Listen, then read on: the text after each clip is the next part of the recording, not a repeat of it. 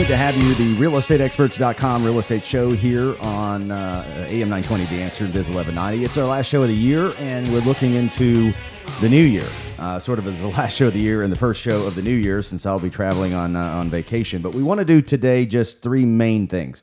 We want to do the year in review and look at what 2018 meant for housing in Metro Atlanta. We want to look at 2019 predictions and housing trends, things that are going to greatly impact your home value. Will it go up? Will it go down? Will it stay the same? And the answer is yes, no, and maybe, depending on a number of factors. We'll explain that coming up. Plus, the question that really I think is burning on me as we look into the new year, is there an economic storm brewing for 2019? We'll come back to that in just a minute. Let's look at 2018 to start the show. And if you're thinking about selling in 2018, the time to start thinking about that is now, or at least right after the holidays, the first or second week of January, because if you wait until March or April like all the other sheep do, what you end up doing is coming on the market kind of in a deluge.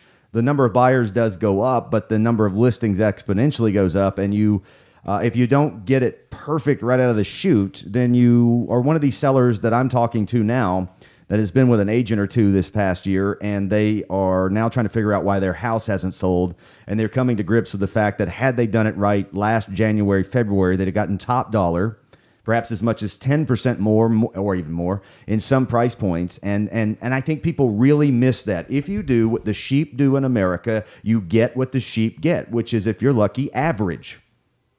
If you do in school what they tell you to do, you become a box.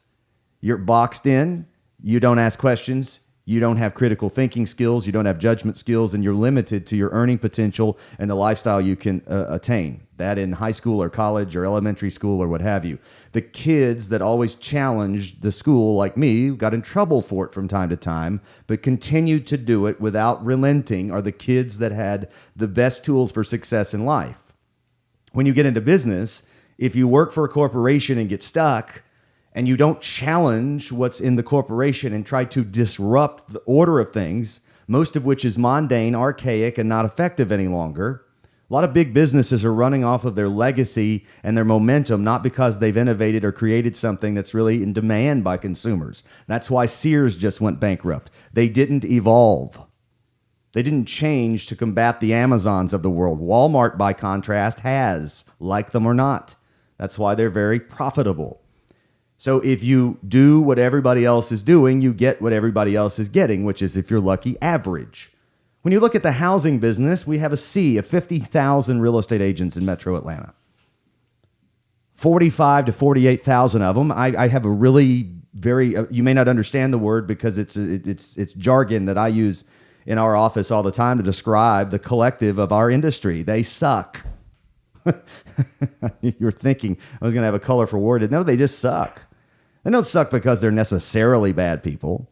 They don't suck because they're not educated. They don't suck because they're trying to screw people over. They just don't know how to win because they're a product of a school system and a college and a former career and bureaucracy or whatever their background is that says to them, you have to fit in. You can't battle. You can't stand up. You can't try to change things. You can't take a stand because someone might not like me. So when you think about selling a home, you have to engage into a sea of people who will touch your transaction, who suck, who aren't good at doing much of anything except getting in the way of the few people who don't suck. And so why would you listen to, through YouTube, through videos, through television series, through the collective of real estate agents, why would you generally listen to an industry that says it's not a good time to sell a house in December? It's not a good time to sell a house in the winter. It's too cold. People aren't doing anything. It's the best time to put it on in April. Well, if that's what everyone does, then everyone gets average. And that's why so many sellers expired in October, and many of them, not a high percentage, but enough for me, called and said, I want to talk to you about selling my house because I can't figure out why it didn't sell. Well, the easy answer is your agent sucked. Now, that doesn't mean that every house I list, I sell. I'm not making that statement. There are times where a house is just not priced right, and that can be my fault or the seller's or both, or the seller is constantly in the way. But when I sell my own houses, they always sell and never take 6 months. So I don't know what that is. I don't know why it is when I own a home or my family owns a home and I'm in charge of pricing and delivery and staging and presentation and marketing and everything without having to consult with someone else who has decision-making authority. I am all of those things that usually within 3 weeks the home sells. I don't know why that is, other than the fact that I don't have anybody in my way. The market's in my way, other agents are in my way, the buyers are in my way, all of the other psychological psychobabble is all out there. I have to deal with it, but I don't have the problem of selling my own homes ever, as in never have had a problem, because I'm in charge of fixing the problem. The issue with many sellers, it's maybe 30 to 50% of the market. They want too much and they're unwilling to do anything. And then they want to see and get what their neighbors saw and got. It doesn't work that way in life. That's actually loser mentality. It doesn't mean that you shouldn't want the most money that you can get for the home, if not too much money. That's fine. That's wonderful as a seller. Anytime I can get more money than it's worth, I'm going to take it. Every time, without fail, there's no charity involved when I sell houses. I have people all the time try to send letters on behalf of their client about how they're a single mom or they're newly married or their dream or they've prayed and it's a divine moment and all that. That's all great, and I appreciate their faith and their situation, and I empathize with it greatly, and I wish them all of the success in the world. But when you hire me to sell a house, you're not hiring me to give some of your equity away to charity of my choice. You're hiring me to get the most money. When I go to sell a house, I'm not in philanthropic mode. I'm in get the most money out of the market I can get. But to that extent and to that statement, there's a lot of people who just follow what the market does. They just do whatever the market says. Well, I'll put it up in April. I don't want to mess with it during the spring. I still got the kids in school. Those things cost you untold thousands of dollars. Your timing for your own personal convenience is terrible. It costs you thousands of dollars, and it makes the process a nightmare. That's what we're seeing a lot right now. The market of agents, collectively at best average, told everybody how hot and wonderful and on fire the market was, and in some way that's true. And they're still saying that, yet the market's not hot and it's not on fire anymore, except in a couple of price ranges. And most of those are sub $250,000. But yet that's still what's being peddled out there in the market. Whole market's hot. It's not really all hot. And you have to dissect the market. And you have to do what the market's not doing and deliver to the market what the market wants. And that's what real estate agents don't know how to do. Our industry is failing as much as it ever has in delivering to consumers the experience and the product and the service they want.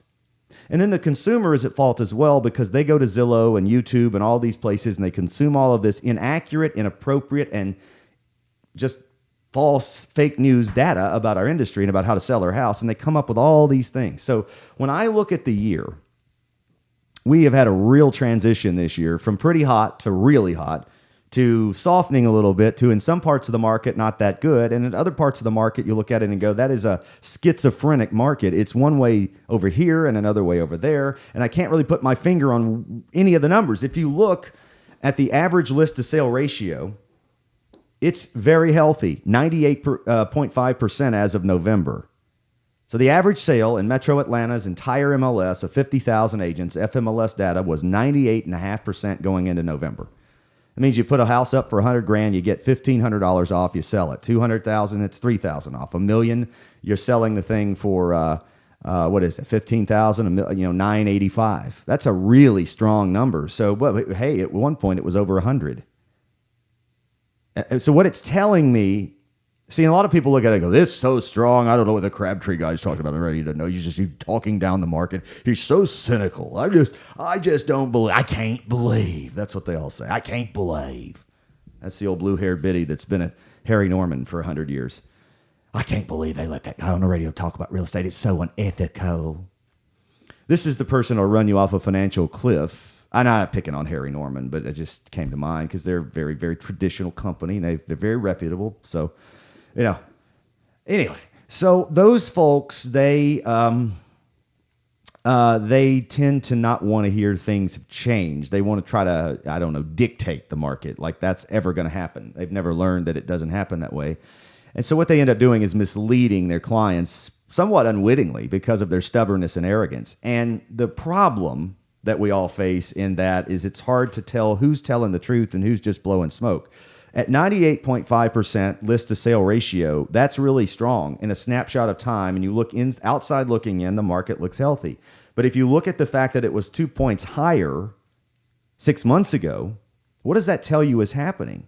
It tells me that the prices were accelerating beyond what value was, meaning the demand was greater than the inventory. And then it hit parity sometime in the summer, late summer to the early fall. And now it's starting to drop. So in fact, 98.5% is a trend downward, which means I have to ask the question that no one asks in this industry because we don't want to admit we might have a problem. How low is that going to go? 90%? That'd be real bad. That means prices are declining faster than they were accelerating, which was in some parts of the market in double digits. Now, I'm not predicting that. I'm just saying I have to ask that question. And when I ask that question, it's a moment of pause when I look back at the year. There's not going to be a real slowdown in the sub $250,000 range because there's not much inventory. That market is going to be what the local agents point to tell you how hot everything is. But the bottom line is that's the average household income buying a $200,000 to $250,000 house, and we don't have much inventory. And so naturally, those prices are going to stay very strong because we have more buyers than we have inventory, or more potential buyers than we have potential inventory. But when we get to $500,000 and $600,000 and $700,000 and $800,000 and $900,000, I believe we're going to see prices fall over the next 12 months. And the question is, how far are they going to fall? Is it 5%? That's not too bad. It'll just be a slight softness. 10%? That's a slight correction. Or is it 25%? That's a bit of a bubble bursting. We'll talk about that next. Don't go away. Here comes Bryan Crabtree for your radio talk. All right, we're back. We were talking last segment, looking back at the year in review. If you're just joining us, let me do a quick 30-second recap. We started the year on fire, quite hot. We got even more on fire in the whole market, all the way up to a couple $1 million. And then we have found the market now in a spot where up to about $300,000, it's really strong, not as strong as it was, but really strong. $300,000 to $500,000, it's okay. It's in parity. It's not going up or down in my view right now. $500,000 to about $1 million, $2.5 million. It's really weak, saturated with inventory, not enough buyers. Those buyers are a little worried about this economic and world chaos that's been developing since the Democrats took back the House. And then we've got up in the higher range, which seems to be basically like those ranges are. I just sold a $2 million house this past week. And I don't know. Well, I want to get into that right now. But the $2 million house sold, and there was a lot of traffic on it leading right up to that. And so that's the market. And when you look forward going into the year, the question I asked last segment is based upon the numbers and the fact that we were at 100% to 100.5% of list to sale in the market. Now we're at 98.5%, something that agents would argue is incredibly strong, but is 2 points less than it was 6 months ago. What does that mean going into 2019? And I have to ask the question to lead into this segment that I asked last segment at the end. Does that mean that prices are going to come down 5% in 2019 across the board, 10%, 25% over the next couple of years? What does the real estate market look like as we go forward? Well, to answer that question, we have to answer first another question. We have to ask it and answer it. What really is driving a softness in certain parts of the real estate market, not only in Atlanta, but nationwide right now? The main component is interest rates. And I want you to understand how to read interest rates because most people go, the Fed raised the rates, they're screwed. Yeah, I don't like Trump. I'm all in favor of all of Trump's tweets, except I don't like it when he attacks the Federal Reserve for these interest rate hikes. If we don't raise the rates at the Fed level, we are going to get the American public, which they already are, too accustomed to near 0% rates. And the rates on a mortgage really ought to be in the 7 or 8% range, based upon historical standards for the last 100 years. Now, what drives that? What causes the current market of housing to be soft in some areas? It's unaffordability. Prices went up, rates went up, and we had a double whammy at the same time. If rates go up a point, we lose 11% of our buying power. So if I could afford a $400,000 house, I now can afford a $356,000 house with a 1 point rise in the interest rates. Somewhat true, but anecdotally, just so you don't do the math. Well, it's actually 12.3. I'm giving you a general idea of what happens when the rates go up a point. So every time it goes up a point, prices of affordability have to go down 11%. That does not mean that when rates go up a point that we're going to see depreciation of 11%. It's not that. I don't want to get into that algorithm. It's so complex from an economic model. It might be that the prices have to come down a point or two if demand does not exceed. So we've been exceeding in demand. And so that means that we have a little to give. That first point's not going to kill us. It's the second point that's going to really be noticeable. And I think we're going to see it pan out this year. And the way interest rates work is this. It's simple. It's not the Fed rate, but it is. The way rates work is a simple component of supply and demand in the bond market. So if mortgages, as they are bundled, or tranches of mortgages, tiers of them packaged together, $100 million package or $1 billion package of mortgage. So your mortgage and mine and a couple thousand others all put together, let's say, equals $100 million worth of mortgages. And Deutsche Bank, a German bank, says, we think we want to buy some very good AAA rated mortgages in America. So we're going to come in there and buy $100 million. In fact, we'll take 5 tranches of $100 million. So we're going to put $500 million into the mortgage market. And we want to buy those, and we want a 2% yield spread, meaning that we want 2% over what the cost of the money is that's been borrowed as a profit. So we're going to put in this amount of money, and we're going to leverage it, right? I'm not going to get into how that works because it's a bigger return than 2%. It's exponentially up because they're using cheap money and then a little bit of their money. So the money they actually have to invest could be on $500 million, $50 million. And then they leverage and borrow the money cheap, and then they've been able to turn a $50 million investment into a 10% return. Those are not real numbers for the investment advisors listening. I'm just giving you an anecdotal idea of how you take a 2% spread and turn it into a 7, 8, 9, 10% return, potentially. So anyway, now Deutsche Bank says, well, we've bought some of these things along the way, and collectively all the investors say it, and they go, well, wait a minute. I can now lend money over here and do projects over here because the Fed rate's gone up, driven the prime rate up, and I can make more money in this sector. Let's call it automotive, or which have seen a rise in rates, or any other area of business. And all of a sudden, the mortgage people start going, we got all this demand for mortgages from every Joe and Betty in America, but we don't have enough people buying these mortgages, so we're starting to tap out our warehouse line. If you'll remember, when Countrywide went bankrupt, they had about a $55 to $60 billion, billion billion-dollar warehouse line, or lines collectively to that tune. And if they got up to $30 or $40 billion housed in those warehouse lines, they needed to sell a package of loans off. How did they do that?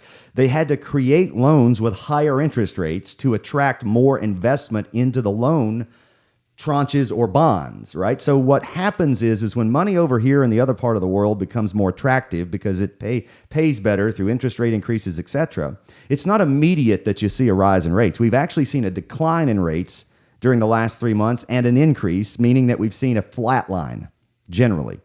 So with rates going up twice, we've seen a flat line in mortgage rates because mortgage rates are a flight to safety in America. But at some point, there could be a 1-point jump over a 3-month period because all of a sudden they've got to really capture the demand of investors again because of the prime rate or the Fed rate continued increasing. So did I just turn off all the audience for that? We just had an economics lesson. I'm sorry about that, folks, but I want you to understand it because I want people to follow me and listen to this show to be smart and wise and informed and cognitive and not emotional and stupid like most of America seems to be sadly becoming. So interest rates are a factor. And let me give you the chilling reality of what I've just described. If you didn't understand a word of what I just said, hopefully you see that I generally understand it all. And it's taken years to get my head wrapped around it, not being an investment advisor. If we've had a big jump in Fed rates and prime rates and interest rates in general in certain sectors of the economy, and mortgage rates have only gone up a measly point. They should have gone up 2 points if we used conventional wisdom. Rates go up, mortgage rates go up, rates go up, mortgage rates go up. It hadn't happened that way. It's going to. I don't know if it'll be 2019, but I think it will be. 55% chance it'll be in 2019 that interest rates really accelerate. As that happens, we burn off all of that free room here between what we can afford to buy and what we actually buy. And we start finding everybody realizing that I can't even find a house at today's prices that meets my criteria. Had I bought a year ago, I could have found a dozen of them. What happens to prices when that happens? Then it becomes measurable how low it's going to go. And that's without an economic or jobs crisis. Right now, we have a very strong jobs economy, so it's not indicative we're going to have a problem with that in 2019 yet. So when we look at the reality of what's going to happen in housing over the next 3 to 5 years, that's the range I can predict with some level of certainty. Saying what's going to happen next year would be someone lying to you, because you can never predict what comes out of left field that's positive or negative. But over the next 3 to 5 years, it is reasonable to expect that mortgage rates will start to return to a number, 6%, 5.5%, 6, 6.5%. We can probably deal with that. And that will necessitate a decline in housing values of somewhere between 8 and 15%, depending on where you sit in the market. And that's going to be a component of price. If you're in the 600 to a million range, good luck. That's going to be the worst spot for housing over the next 3 years. If you're in the 4 to 600 range, that's going to depend on where you are in terms of city and school district because of demand. If you're in East Cobb, you've got the best, and arguably the best public schools in the Atlanta metro area. If you're in East Cobb, then you're going to see prices be a little more stable, even if you're in the ranges that are in the worst of the categories. If you're in other areas where the schools suck, then you're going to see prices potentially go down even more. If you're in the super luxury category, which I'd put up to close to $2 million and higher, this doesn't really affect any of that. Because if you can afford a $2 million home, you can probably afford a $3 million home. But if you can afford $1 million home, you can't necessarily afford a $1.5 or $2 million home. There's a lot of people that can afford up to $1 million, but there's not a ton of them to adjust to these increasing rates. This is the real issue of what's going to happen over the next 12 to 36 months in housing. And this isn't a range like I want to make sure I get it right range. This is a range that basically says as rates go up, prices come down, and it will be correlated specifically because we've burned up all of the margin for error we have with the rise in rates and the rise in prices. Prices cannot go up anymore over $200,000, $250,000 anyway. Prices cannot go up anymore with rates where they are. If rates go up anymore, prices must come down. That's where we are. And so it makes it easy for me to predict a single-digit reduction in prices across the board, except under $200,000 in the metro Atlanta market coming up next year. Do I hope I'm wrong? Yes. I don't see a pathway to being inaccurate unless an Amazon were to change their mind and move here, or another major employer that has hundreds or even thousands of jobs that can eat up some of this inventory with high-paying jobs that are greater than the average market, because right now the average home in metro Atlanta costs more than the average household can afford. That ain't good, folks. It ain't good, and that's the problem. TheRealEstateExperts.com online, we've got more to do here. We've done some predictions. That's the best prediction I can give you to take into the year. What does this mean? What are some of the dynamics we're going to see in housing in 2019? And is there a general, not just housing, but general economic storm brewing for 2019? That's coming up in a second. If you need to buy or sell real estate, I want to get into a more detailed version of what people do wrong coming up in a few minutes. But if you need to buy or sell a house in 2019, do it before the rates go up on your purchase, and be aggressive with your offers because the market is softening to your favor a little bit. As a seller, get in the market early as in putting it on the market so you can get more money than you will later in the year. TheRealEstateExperts.com. We'll be right back. Here comes Bryan Crabtree for your radio talk. All right, it's time to go a little political here on the RealEstateExperts.com Real Estate Show, because the politics of our nation inherently, indirectly and directly affect housing values, the economy, the things that drive housing. What drives housing? I enjoy doing this show every year, and I've done this show now, 17, 18 years, this year-end review, what happened last year, what's coming next year. And I pride myself, with a couple of exceptions, and I'll tell you what those are, of always being right. This isn't arrogance. This is a fact. For 17 or 18 years, I've done a year-end review of what just happened. That's easy. You know, I can always tell you what's in the rearview mirror. What's coming up in the windshield is the tough part. You have to know what you're doing. You have to look at data all the time. And I've always been right, with the exception of I've made interest rate predictions that a few years ago that haven't panned out in the timing. They've always panned out, but not in the timing I suggested. So if you've been listening thus far, you've heard me not really tell you what interest rates are going to do next year, other than they're likely to go up, because I've learned that anything can happen to change that trajectory. All I know is that they're pretty assuredly not going to go down unless something major happens. And here's the major. The major is the question I asked you before the end of the last segment, and it was, is there an economic storm brewing for 2019? Let's talk about what we are facing now, both geopolitically, politically, and economically. I was driving down the road this week listening to this radio station, and for some reason, one of the hosts, probably Mike Gallagher once, said something that triggered a thought, and I said, I haven't heard anyone ask this question. And here's the question I'm going to ask you. Have we not noticed that since the Democrats took the House in November, that the stock market has gone down nearly 10%?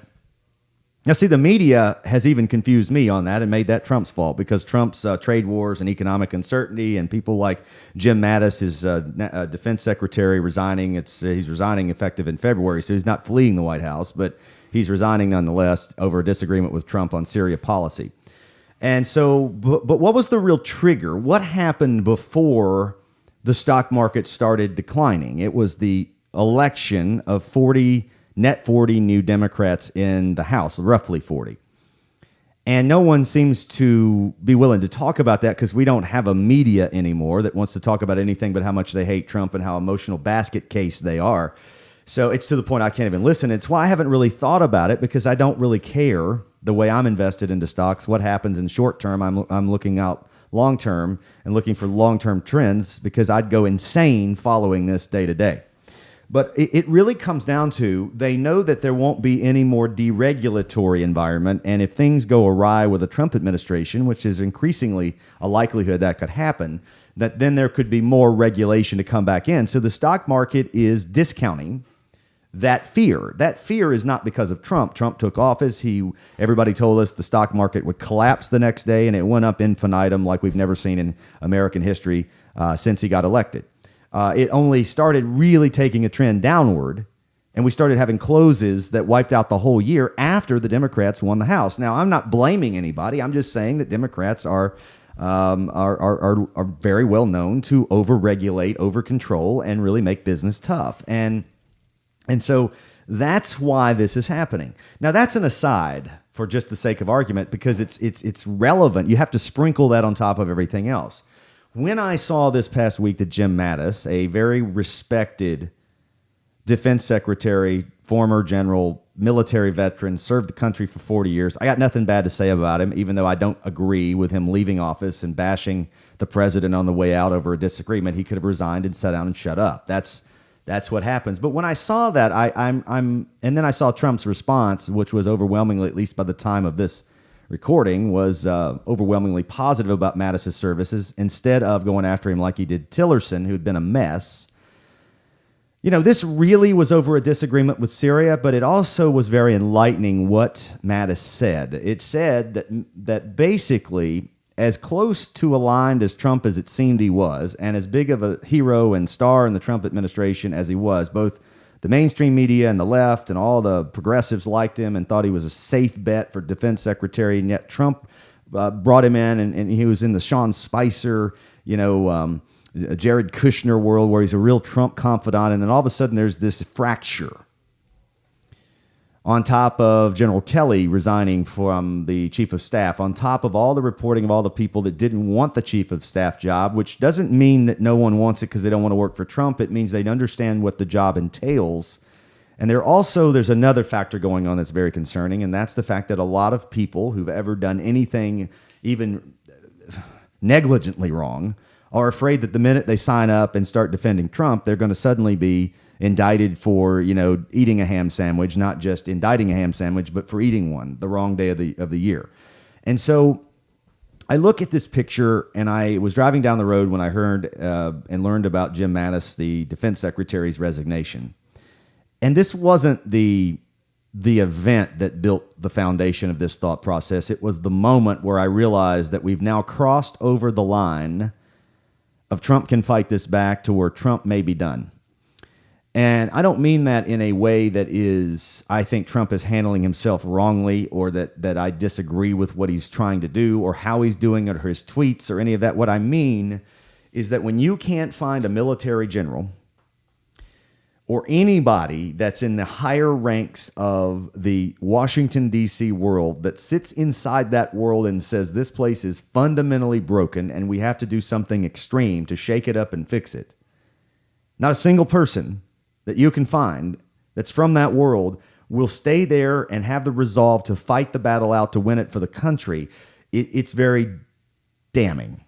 Not against Trump, but against us as a country and as a nation. I'm not saying it's over.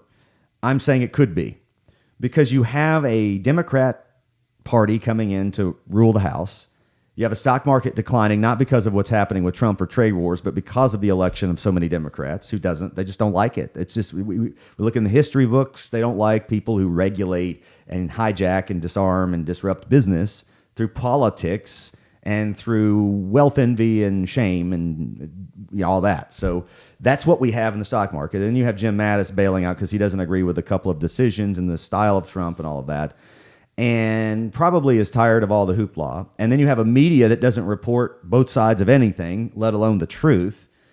And then you have this difficulty finding people who are connected in Washington in order to both be connected and reach out and manage the flow of Washington in the disorder that it creates, and also be able to work stylistically with Trump. That leaves you in a position that says, wow, this is not a group of people that will ever get anything done after what I mean, he's accomplished so much. So what he's done in 2 years is phenomenal, and the economy is great. But I look at it now and I go, there's the trade battle.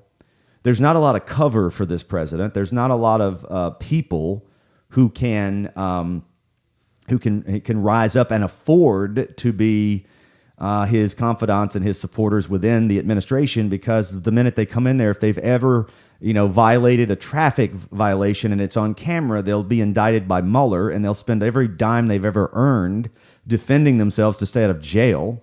This is a banana republic, and it's worse now under Trump, not because of Trump, but in spite of him, than it was under Obama.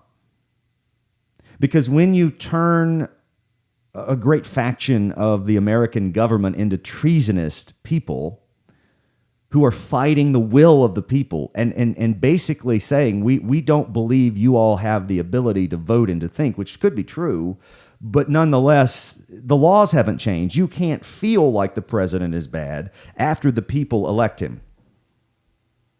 You can have the opinion that the president's bad, and you can feel he's bad. Let me rephrase that. But you can't feel he's bad and have the opinion he's bad and then do everything you can to bash and bastardize and destroy the will of the people because you feel like it ought to be a certain way, when nothing that has been proven has been illegal. Nothing that General Flynn did that I can see was illegal. He was brought into a meeting with the FBI as a Trump administration official to have a casual conversation. He was not read his Miranda rights. He was not told there was an investigation, that he was being interrogated as if though he was on camera, on film, and under oath, and he is being prosecuted for nothing. That is devastating to this republic. Devastating. Whether you like Trump or not, it doesn't matter whether you like Trump or not, because if this is how we operate as a country, we will cease to be a successful nation. So I'm looking at a lot of different things, and I, of course, by doing this show and by being in the media to some extent, and by working in real estate and going to people's homes and being a guy that's out there as a consummate consumer and going to the gym and doing all the things I do, I see a degradation going on before my eyes. I can't be dismissive about. I can't get past all the people doing hard drugs, not marijuana and smoking cigarettes and drinking beer and liquor. I'm talking about hard drugs that are mind altering, that are so addictive that they can't get off of them, and it just becomes all day. And these people, I run into these people and I forget when I run into someone that's crazy. I ran into a guy at the gym this week who was talking about the walls had people in them watching them. And I was afraid next he was going to pull out a knife, and I thought, this guy's crazy, bless his heart. And then I got to thinking, no, my God, he's on drugs. He comes to the gym, he's on drugs. And this issue is becoming increasingly because the American people are becoming so emotional. They don't deal with the problems that are in front of them. They don't deal with the issues that are in front of them. They don't want to hear the truth. I see it in real estate. Half the people I tell the truth to don't want to hire me, not because I'm not good, but because I tell them the truth, because someone else tell them what they want to hear. And it ain't about me, and it ain't about real estate when I talk about this. It's about the overall of the country and what drives everything from the top down. Washington doesn't want to change. The Republicans who tell you what you want to hear don't want to change. They go there. They want to be part of the elite power club. They don't give a damn about you or me. The Democrats are more transparent with what they want. They want open borders. They want regulation. They want to control everything. And they want to play to the lowest common denominator. I see it in schools. My son had a water project to save water and wanted to count how many times I take a dump on the toilet, everybody in the family. And every time we take a dump, it's 5 gallons. What can we do to save water? We haven't produced a toilet in America. It's since the 1970s that produces over 2.5 gallons of water per flush, but yet in middle school and Atlanta public schools, they're teaching our children fake news to socially engineer them. We'll pick it up next. Don't go away. Here comes Bryan Crabtree for your radio talk. RealestateExperts.com real estate show. We are doing the year-end review predictions. We got that in the first 2 segments. That'll be on the website at therealestateexperts.com on the radio show tab. And they're now going through the question, is there an economic storm brewing for 2019? If you're just joining us, let me bring you up to speed. You have General Mattis resigning from the Trump administration. You have trade wars going on, not a big deal. You have the Democrat Party elected to the House, a precipitous decline in the stock market since that time that no one is connecting to the Democrat election. They're, of course, connecting it to Trump. General Kelly leaving as chief of staff. It seemed to be a roundabout of people denying that they have any interest in being chief of staff. You have a GOP who went home. We have a GOP Republican Party who went home, and Trump called back when he in-run them on the border wall, $5 billion. You have the Mueller investigation that if you ever sneezed incorrectly in the wrong public venue and you now work for Trump, we're going to find something you did wrong so that we send a message that you can't work to Trump. They're building an island around him. And no one is really fighting. The person that shocks me the most that's fighting is someone I've bashed on radio for years, and I don't know what to do but take all my words back, is Lindsey Graham of South Carolina. I don't know what happened to him, but he seems to be the only one up there fighting and has some credibility to do it. A person who's a career politician of Washington, in the circles, is actually the one that I see right now fighting the most for what is right, which is to put the country back on the right track. And I know how to explain it. I said this at the end of the last segment. People can't deal with the truth anymore. You can't handle the truth, as the old Few Good Men movie said. People are emotional. They feel what they think should be done based on their own circumstances, unrelated to society or culture or the greater good of the whole. They feel a thing should be a certain way because they don't like it, and they be damn what the law says. We'll figure out the law later. We'll manipulate the law. The judges are doing it. Not all of them, but many. Enough of them for it to matter. The Republicans go up there, tell us what we want to hear because it's what works. We buy it hook, line, and sinker, elect their sorry ass, and then they go to Washington and do the opposite of what we told them to do and what we elected them to do, and then we don't hold them accountable. I saw that Michael Williams, who's been on the show a number of times, was indicted by the district attorney. He was running for governor in the Republican primary because of insurance fraud, and there's scant details on what it is he did. Apparently, he called in a $300,000 computer problem where his computers were stolen or hacked into or something. And when he was, the only thing I could glean out of the AJC report is that Michael Williams told them that he was in someplace like he was in Gainesville instead of Gwinnett, or Gwinnett instead of Gainesville when the computers were stolen. So I couldn't find anybody saying the computers weren't actually stolen. It's that he lied to investigators and said he was somewhere that he wasn't. So apparently it's now a crime to forget in America. If you say you forget, it's not a crime, but if you forget and say the wrong thing, it is a crime, and you're going to get indicted and go to jail and lose everything you've ever built because you dared take on the establishment. That's what's happening before our very eyes with the Trump administration. On one level, he's done a great deed for the country, Trump has, by vetting out and putting in plain view everything we've always said and suspected and couldn't prove. Circumstantially, we could prove it, but the smoking guns have now presented themselves, and we see it, and it's even more disgusting. It's almost like you go back to the years of Obama and go, that was the good old days, because We knew what was happening, but we couldn't prove it, so we could still have hope. Now I'm losing hope. Not completely, but somewhat. Because my hope comes from the fact that I know that things that are egregious and totally wrong end up being righted over time. And sometimes there's a lot of injustice along the way to justice. And I do have hope because I know that sadly is the case, but optimistically things can turn around. But as we sit here right now, it does take an engaged, non-apathetic American public, and I'm not sure we're not there again. During the Trump election, we were not apathetic for a time. A lot of people came out that had been apathetic for years. And I believe a lot of the problems that we face are the people who sat back and said, I don't think Mitt Romney was good enough, so I'm not going to vote at all. John McCain at the time, I would say differently now because we found out since then who John McCain really is. But at the time, we didn't have enough of the evidence. We should have voted, if we're conservative or libertarian, for the person who could win, and we wouldn't have had the Obama years of socialism.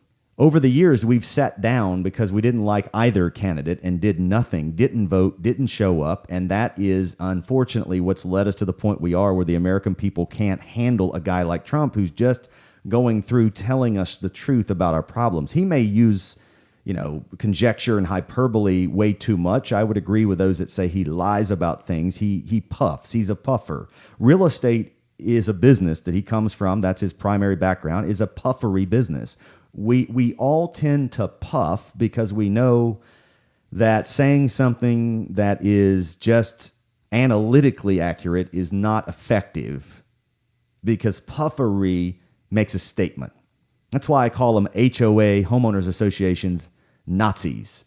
Those are the management companies that run HOAs. I call them Nazis because they're an oppressive regime that fines people for living in order to enrich themselves and to control and to bully. Maybe it's an abusive word of the word Nazi, but it is a strong word to make a bold point in a single sentence. That's hyperbole. Trump is well full of hyperbole.